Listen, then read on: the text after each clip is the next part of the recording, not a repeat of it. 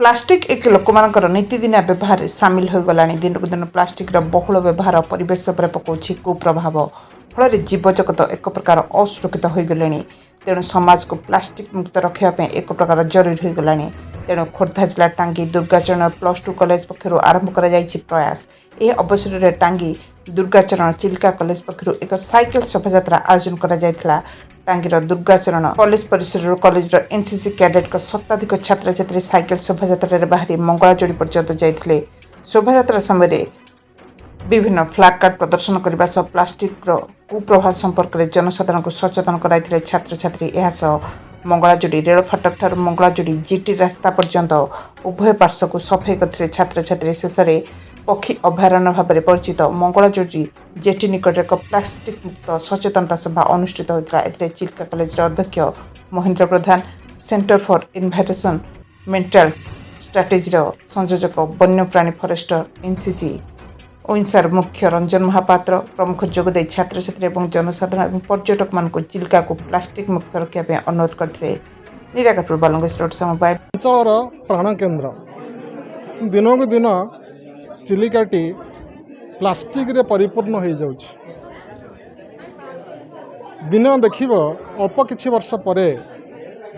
ह्रदरे संपूर्ण भाव प्लास्टिक पूर्ण हो जहाद्वारा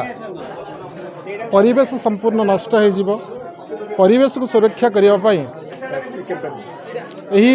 कैंपेन रो आवश्यकता रही नचेत आम जीवन विपदमुखी हो आम आसठी प्रथम प्लास्टिक मैनेजमेंट करने परिवेश को केमती परिष्कार रखिपारू से सचेतन करने आम एठिकी आसीचु एवं पुलवामा अटैक डे जहाँ आम ब्लैक डे बोली कही था से आम कैंडल जलैकी स्मृति की आह्वान कर। नमस्कार समस्त मोर ओडिशावासी को मो ना हूँ रंजन कुमार महापात्र दुर्गाचरण चिलिका उच्च माध्यमिक विद्यालय मु अध्यापक अच्छी लेचन जुली अच्छी आज एनसीसी आ रेडक्रॉस आ इको क्लब तरफ आम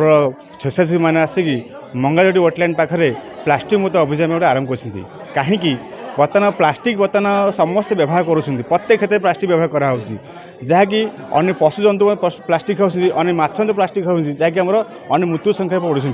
तो ये गोटे समाज गोटे अवेयरनेस कराऊँ देखिए आम प्लास्टिक व्यवहार करा किंतु आम अल्प व्यवहार करा जपरी जो प्लास्टिक व्यवहार कर रिसाइक्लिंग कर कम परिमाण बैग व्यवहार कर आम बैग व्यवहार प्लास्टिक बैग व्यवहार कर झोट बैग यूज करवा से आम गोटे सचेतन आरंभ करूँ आम दुर्गाचरण चिलिका उच्च माध्यमिक विद्यालय तरफ स्वेच्छासेवी आज 100 ऊर्ध्व स्वेच्छासेवी आसिकी आज सहयोग आंदोलन गोटे